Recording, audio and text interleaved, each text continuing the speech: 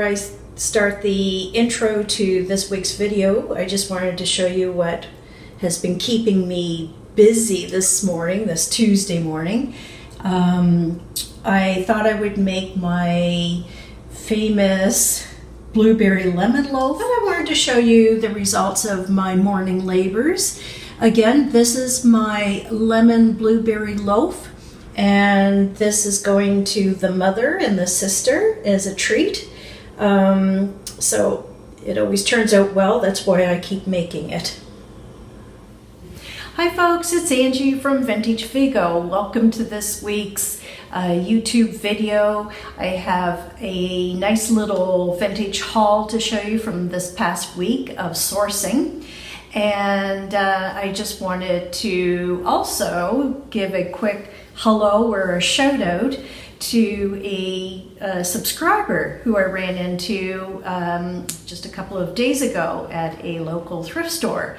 And she indicated that she was watching my videos, and she said really nice positive things about how she was enjoying them. And I was just really so appreciative. I know I do have subscribers, and hopefully I will get more as time goes on. And I certainly appreciate the ones that I have, but I don't know who they are unless I don't know how to find out who that list is. So it was really quite thrilling to think, someone was enjoying my videos. And so hi Darlene, thank you for being supportive of my YouTube channel, and I just really appreciate that. And hello Marilise, I understand through Darlene that you are also watching some of my videos, so thank you very much. And in the same line of showing appreciation and giving out things, I also wanted to thank my family, because they have been super supportive of not only my self-employment, selling vintage and having my Etsy shops, but also with this new endeavor of creating YouTube videos. They've been really supportive. So thank you to my mom and my sister and my son and my daughter-in-law. I really appreciate my family's support. It means a lot. And I hope you're enjoying my videos and continue to do so. So I just wanted to send out a quick, appreciative hellos and shout outs to darling Marilise and my dear family. So thank you. Now, let's get on to my small selection of items. Small but quality, I hope. So I've done a bit of research for all of them, and so I think I'll have some sort of educative chat with you about each item. Let's hope so. So one of the first items that I picked up, I like wood boxes. I like any type of box, glass trinket boxes, wood boxes, and I found this. And it has a lovely hand-painted scene with a farmer plowing a field with his team of oxen, which is absolutely beautiful. And you see some mountains in the background. Now this is signed in two areas. So right here we have a signature, and over here more of a signature, or maybe perhaps initials of the artist. I do believe that this writing is Costa Rica. I think it says Costa Rica. And here I believe this would be the artist's actual initials or signature. So it's a lovely box, and just opened from the front, very clean inside.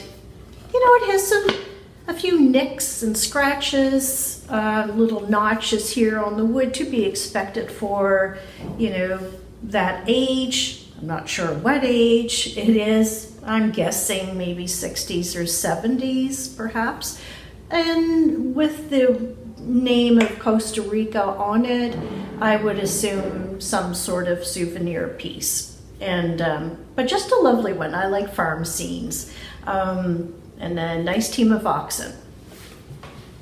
The other really exciting find, I was with my mother in the thrift store, and we were chatting to a couple of young women, and I was showing them some lovely teacups. I didn't want them myself, but I was trying to sell them to these two women. And then I think in mid-sentence just kind of dropped that idea, because I looked over my mom's shoulder to see this item on the shelf. And I really had my doubts that it would be in the pristine shape that it is, but it was. I don't see any issues with it, no cracks or chips or even crazing. And this is a fox hunt scene. So you have your foxhounds and you have your horses. And this is a Spode Copeland blue Jasperware. So Spode Copeland makes green items, pottery items, and that's green Jasperware. This is blue Jasperware, and this has some value, and I'm very excited. So it's just kind of embossed in here, very fancy around the top, and so it's a little jug or pitcher, and I believe originally it may have come, but I'm not really sure. Spode Copeland may have made other pitchers that accommodated a pewter, like a flip lid. This may be one of them, but I'm just really not sure how the flip lid would have fit on. So maybe it wasn't intended to have the lid. Maybe it was another model or type that came with a pewter flip lid.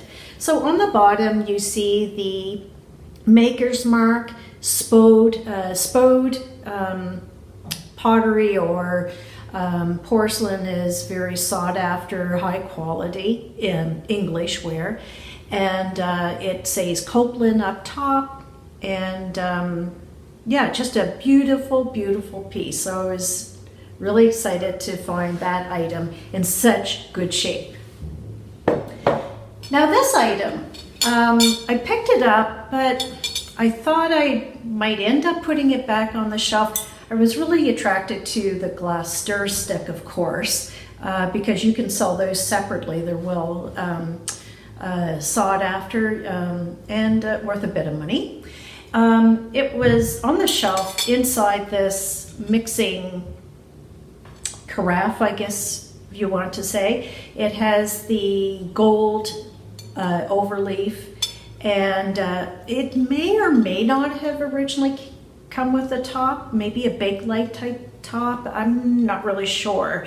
I did look around for the glasses. I thought maybe I had found the little tumblers to match, but I wasn't sure, and I didn't want to deal with a bunch of glasses if they weren't an actual match. And the tumblers that I saw, they're gold trim or gilding, were quite worn, but that doesn't mean that they were not a match set with this. You may be using tumblers or glasses more often than this, so perhaps that they would have more wear. So this is a stir, not shaken. So a nice little small, cocktail or martini mixing carafe. Now, I'm picking up brass whenever I can because brass is very popular. So this is quite hefty, and it's kind of I would say the style of it, I want to say Hollywood Regency. It's not, I don't think I would say Art Nouveau to describe this, but again, quite hefty. This is intended for one of the thicker candles, the big tapers, and this would be your, handle for this. There is no maker's mark. A lot of brass comes from India or Turkey. Not all of it, but I suspect that's probably the original maker from this. So yeah, it could stand a good polishing. I never polish brass or any metals that I find. I let the buyer do that. And because some people like the patina look of the older brass, so I let them do with it so they have the result that they prefer. So a nice hefty candle holder. Art Nouveau, you have kissing cats. It's in very good shape. It's kind of hefty too. Do you see the heart shape of their tails entwined? And I absolutely adore this. Now at the bottom, and let me get my magnifying glass, it reads Cool Cats, Sealed with a Kiss. That's the name of this art. And it is a Tony Goff or Gothic 2004. And it's Washington Green Limited, Enesco, Enesco. So Cool Cats, absolutely. And yeah, again, it's pretty hefty. I think it's a very solid resin. I don't think it is porcelain or anything. I believe it's resin. So absolutely beautiful. You can't go wrong with kissing cats. So my other Etsy shop is Gothic Glass Studio. I am a stained glass artist, but my concentration in the past year or so has been vintage. I enjoy it maybe a bit more, or in this point in my life, it's kind of what works for me, and stained glass seems to have lost its popularity. So if I find stained glass in thrift shops, I pick it up. It is often cracked or damaged, but I was lucky to find these two pieces of green stained glass maple leaves. And these are already listed in my Vintage Vigo Etsy shop. I thought they might go well with the March St. Patrick's Day, the green stuff going on. And so you have kind of a brighter green, like a peridot color, like the gem, the August birthstone. And then you have the semi-opal streaky green glass, which is very beautiful. I've worked with this colored glass before. It's absolutely lovely. And so yeah, these two are listed as we speak. So I found this in one of those miscellaneous plastic bags at the thrift store, and I thought it was rubber or plastic, but come to find out it is porcelain. So I get kind of excited, kind of like a bashful looking calf, but unfortunately it does have a little chip on its hoof. Probably if you painted that yourself, you could cover that up. So I don't know if I'm going to list it or not, but it's so cute.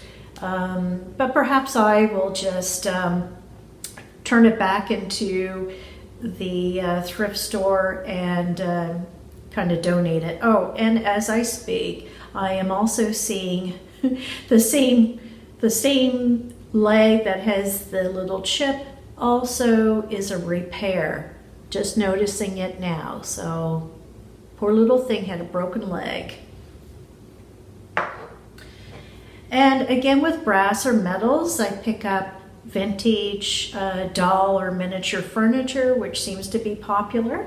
So here you have an old style country rocker, and you put it on the table, it rocks. So just enough room for two to curl up in. That Mr. Dress Up little intro. This also came in a bag of miscellaneous items, the ugliest looking clown. I've never seen a clown that I liked yet. It is a fridge magnet, just eerie looking clown. I probably will just redonate that. I can't imagine anyone wanting that staring at you opening up the fridge, but thought I would show it to you anyway. The last two items I wanted to show you. I don't know why I continue to pick up jewelry. It's a slow seller for me, unfortunately. I love it. I love finding it, picking it up. I like having it in my vintage shop, but I suspect that there is a lot of competition for jewelry, both handmade and vintage. So anyway, I continue to do so. I can't walk by a cute piece of jewelry. So here we have a metal enamel, mauvey purple, teal, gorgeous little owl. Now he looks a little grumpy. Serious looking owl. And on the back, he has a sticker. I believe it says made in Taiwan, and with the initials ROC. I'm not really sure exactly what that means. I think it just refers to modern imports from China or Taiwan or something like that. I don't know. And the other item I found was this little Hula Doll brooch. And she is older, I would say maybe 50s or maybe 60s is my guess. And so she's gold toned, and she has one of those little flowers in her hair of little teeny tiny faux, I imagine, pearls, and with a little piece of, it's a color of coral, but I don't know if it is real coral. It's hard to tell. And her hula skirt is made from that same stone or plastic or whatever it is, maybe glass, but it's a coral looking stone, and it's in little separate pieces, almost like the spaghetti style that you see on some of the older items, like on poodles and things. So, very cute, in good shape. There's the back of her. So she's kind of in a hula, whatever they say or do when they're, well, now, hula. Anyway, it takes a lot of hip action, which I don't have. But yeah, she's very cute. I don't know if you can see her very well. I'll try to get her close. There she is. I wanted to show you a nice hardcover 1948 copyright book. This is what my brother found, and he gave it to me just recently. And he said you can look through it and maybe put your feminist critique analysis on it. So it's entitled Your Home and You by Charlotte Greer. And it looks like a home economics book, and it is everything you would ever need to manage and run a home. A great resource book. So it has some excellent graphics in it, which I really like. If I can find some graphics. Okay, so, there's cooking information, a few recipes, there's information about sewing, social etiquette, which I am like an old-fashioned about manners, buying household furnishings. So we're just coming out of the war years, so this is, speaks about making do with what you have, waste not, want not. I think it actually has that phrase in here, which is very familiar to me. It was part of my upbringing. Nutrition facts, learning to be a likable person. That always helps. I think people should maybe give this a little read. I will eventually read it from cover to cover. I'm just kind of busy right now. I've got lots on the burners. And buying ready-made dresses, underwear, shoes, and hose, as opposed to making them yourself, I guess. Tables, measurement tables, fitting garments, finishing processes. Again, that the chapter on making your own garments, how to raise children. So this is going to be a fun read. I think there's my brother picked out the one and only color photo or page in here, and it's the color wheel, which I was surprised that it would have a color photo in here. Right now I can't, oh, here it is. So that is the only color page in the book. Look at these styles. I just love it. Kind of like a survival guide, I guess. So, there it is. Anyway, that is it for this week. Thank you for joining me. If you haven't already, it would be great if you could do a thumbs up, if you're so inclined. And if you haven't already, it would be great if you could subscribe to my channel. Comment, I would love to hear from you, even if it's a quick hello. And then maybe share it, tell others. And hopefully your week is going well and will continue to. Count your blessings and count your crows and toodaloo. Bye for now.